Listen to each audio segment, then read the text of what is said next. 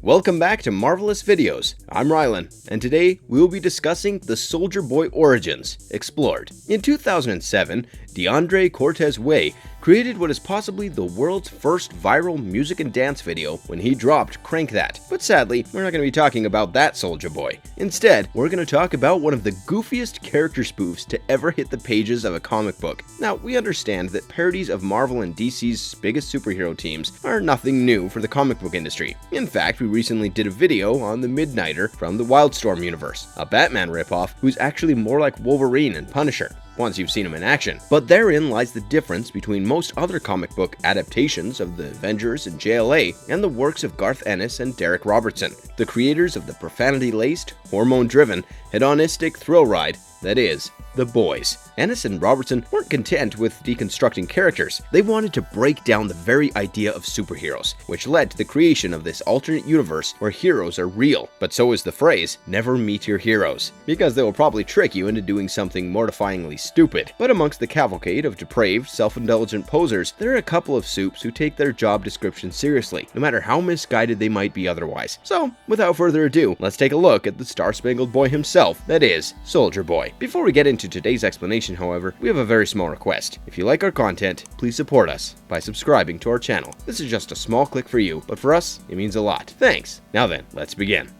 Who is Soulja Boy? Well, that's actually a great question to start with, because up until 2011, we were under the impression that there was only one Soulja Boy, and boy, was he a character. It was only when issues number 52 to 54 of The Boys came out that we discovered that Soulja Boy wasn't in fact a man at all. He was more of a symbol. You see, the primary antagonist, facing off against Billy Butcher's band of violent vigilantes, Vought American, is also responsible for the creation of the worst possible WMDs that have ever graced the face of the earth: superheroes. Under the guise of being weapon contractors, Vought American began a campaign of systematically infiltrating every level of the American government, as well as the private sector, in an effort to achieve world dominance. Their first real attempt at a takeover took place during World War II. Lieutenant Colonel Greg Mallory's pressurized unit received backup from the VA in the form of a full-fledged squadron of supes, dubbed the Avenging Squad, and their leader was the subject of today's video. The original Soulja Boy was more like John Walker from the Falcon and the Winter Soldier series, a self-absorbed, rule-flouting buffoon whose very costume betrayed his allegiance. Decked out in green and gold, a la Hydra Supreme, Soulja Boy 1 may as well have been a villain for Mallory's unit due to his sheer incompetency. While Vought American gave their supes all the genetic components needed to be able to lift tanks, shoot laser beams, and fly around the battlefield, they forgot to give him the most important thing of all: training. Against hawkish Nazi troops, they might as well have been civilians, and their mistakes backed that notion up. Soulja Boy 1 assumed leadership of Mallory's unit, naturally, and authorized aerial recon that exposed them all to the Nazi advance. What followed was a bloodbath, and saw most of Mallory's unit slaughtered. The Avenging Squad members met particularly gruesome deaths, especially the boneheaded Soulja Boy 1, who was murdered in cold blood by a grenade explosion by a surviving Mallory, who would go on to create the Boys Black Ops unit. Vought American would effectively retcon this disastrous failure and proclaim Soulja Boy an immortal, non-aging hero of the war, with the title becoming a secret mantle passed on from one boy to another. The original Soulja Boy is at least the third boy to strap on the shield, introduced in The Boys Herogasm number 1, published in 2009. But unlike his predecessors' out-and-out villainy, this Soulja Boy is decidedly less evil and more, well, shall we say dim-witted for the lack of a better word. Unlike his peers, Soulja Boy truly believes in his mission, and is dedicated to being a real superhero, going so far as to not swearing or participating in the aforementioned herogasms. It's refreshing to find a genuinely innocent and righteous character in a creation as twisted as The Boys, but it's his best qualities that make him such an easy target. Though he is a genetically enhanced being who leads his own team of defenders, he is desperate to join a real team of superheroes, like the Seven, to the point that he's willing to do anything just to join it, including having sexual encounters with Homelander as part of a test of worthiness. In fact, he is so obsessed with becoming an A-list hero that he has committed mass murders to gain the Seven's recognition. Though his entry into the Mile High Club of Supes might never happen, he can find some solace in being the leader of VA's second most recognizable superhero property. PAYBACK, a superhero group led by Soulja Boy. An eagle-eyed archer, a man in a high-tech suit of armor, a crimson-haired witch, a flying man who shoots lightning from his body. Let's stop there. No, we are not talking about Earth's mightiest heroes here, though we can see why your minds would go there. These are the abilities of Eagle the Archer, Tech Knight, Crimson Countess, and Stormfront, members of Soulja Boy's superhero organization, the PAYBACK, which is, as you might have guessed already, a direct parody of Marvel's Avengers. Size Shifter Swatto and the telepathic Mind Droid round out this group of oddities, who rank rank second only to the 7 in the universe VOD American have created. Surprisingly enough, Soulja Boy was actually fairly elected as the group's leader, but readers, including Soulja Boy himself, know that Stormfront is the one who's really calling the shots. We think that Soulja Boy got that position as the group is supposed to be a reincarnation of the Avenging Squad, itself a parody of Marvel's Invaders, but who knows why he continues to hold it in light of his clear ineffectiveness. Despite being in a group already, or perhaps because of the group they're in, every member of PAYBACK has tried to join the 7 at least once. All membership requests have been denied, obviously with Soulja Boy being the only one who has yet to figure that out. But they were a group of supes nonetheless, and would become the first wave of sacrificial lambs in VOD American's clandestine war against the boys.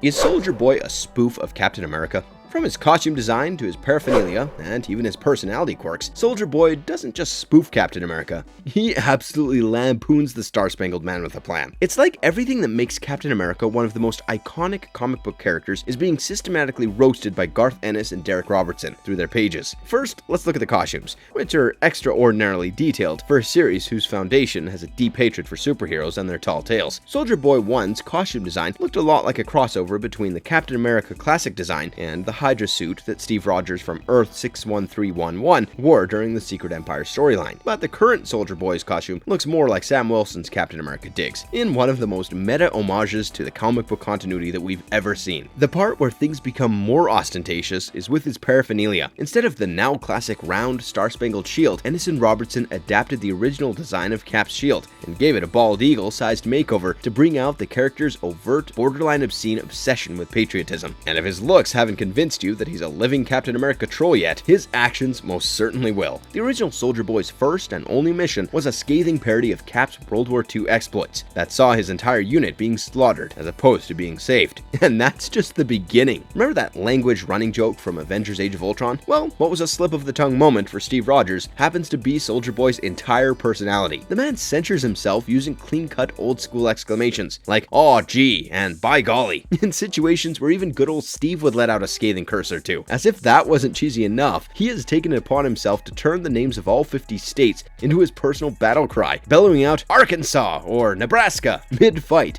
to reaffirm his faith in the mission, whilst explicitly announcing his position to the enemy. And on top of all that, the man is a textbook suck-up and a stone-cold coward. Whether it's a guy his size or even 10 times bigger than him, Steve Rogers never backed down from a fight and could legitimately go all day with his opponents, super serum or otherwise. He was also one of the most stoic personalities to be ever penned for a comic, with ideals as indestructible as vibranium. Conversely, however, Soulja Boy freaks out and makes a dash for it the moment he encounters a hero stronger than himself, a fact that was immortalized by the iconic cover that shows him scared so bad he's actually pissing himself. And we've already spoken about his desperate need for attention from the 7 earlier, so we're just gonna mention his sexcapades with Homelander as evidence here. Now, if you're going to ask us whether this latex-clad, shield-bearing, naive slice of pure Americana is a spoof of Captain America or not, our short answer would be a hard yes, for all those reasons listed above.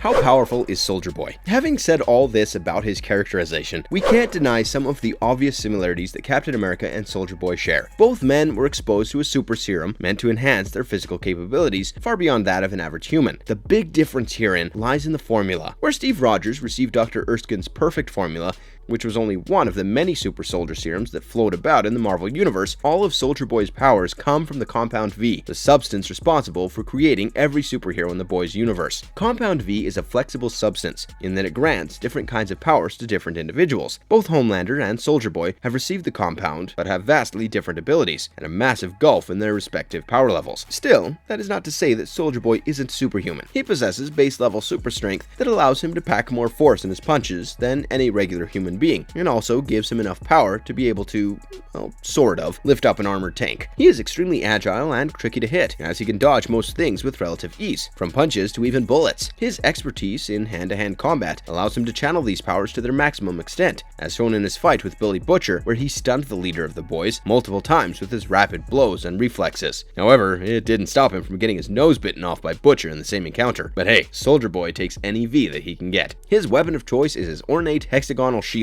which he uses for defense and melee offense, though the design makes it less capable of operating like a lethal boomerang. All in all, Soulja Boy is pretty much like the spitting image of Captain America, minus the strategic genius, the ironclad loyalty, and the general intelligence that makes Steve Rogers one of a kind.